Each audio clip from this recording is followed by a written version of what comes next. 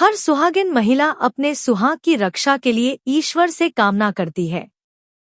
पति की लंबी आयु की दुआ करने के साथ साथ वह उसकी तरक्की के लिए कई उपवास भी रखती है। ऐसे में वट सावित्री व्रत का महत्व अधिक बढ़ जाता है।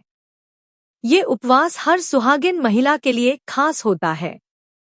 वट सावित्री व्रत के दिन सुहागिनें पूरे विधि विधान से पूजा करती है। इस दौरान कुछ महिलाएं निर्जला उपवास भी रखती है। इस दिन वट वृक्ष की पूजा का खास महत्व है। माना जाता है कि इस वृक्ष की पूजा के बिना व्रत पूरा नहीं होता है। धार्मिक मान्यताओं के अनुसार इसमें ब्रह्मा, विष्णु और महेश तीनों देवों का वास होता है। इसलिए व्रत रखने वाली महिलाओं को तीनों देवताओं का आशीर्वाद प्राप्त होता है। यह उपवास ज्येष्ठ माह के कृष्ण पक्ष की अमावस्या तिथि को रखा जाता है। इस साल वट सावित्री व्रत 6 जून गुरुवार के दिन रखा जा रहा है। इसे वट पूर्णिमा के नाम से भी जाना जाता है।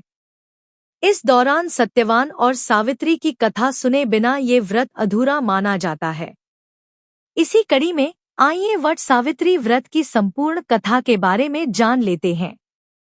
वट सावित्री व्रत कथा। पौराणिक मान्यता है कि वट सावित्री व्रत करने से पति की आयु लंबी होती है और परिवार में भी सुख समृद्धि बनी रहती है। यही नहीं, अखंड सौभाग्यवती भव का भी आशीर्वाद प्राप्त होता है। ऐसा इसलिए होता है क्योंकि इस दिन से जुड़ी पौराणिक कथा प्रचलित है। ऐसा माना जाता है कि मध्यप्रदेश में अश्वपति नाम के धर्मात्मा राजा का राज था और उनकी कोई भी संतान नहीं थी।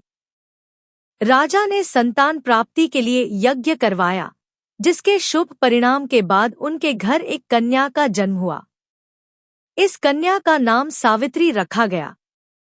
समय के साथ साथ जब सावित्री बड़ी और विवाह योग्य हुई तो उन्होंने द्युमत्सेन के पुत्र सत्यवान को अपने पति रूप में वरण किया।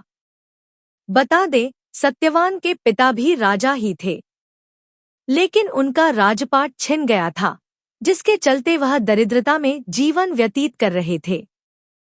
सत्यवान के माता पिता की भी आंखों की रोशनी चली गई थी और वह जंगल से लकड़ी काटकर उसे बेचकर अपना गुजारा कर रहे थे। वहीं जब सावित्री और सत्यवान के विवाह की बात चली तब नारद मुनि ने सावित्री के पिता राजा अश्वपति को बताया कि सत्यवान अल्पायु है और विवाह के 1 वर्ष पश्चात ही उनकी मृत्यु हो जाएगी।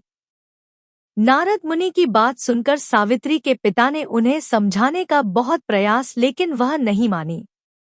अंत में सावित्री का सत्यवान से विवाह हो गया।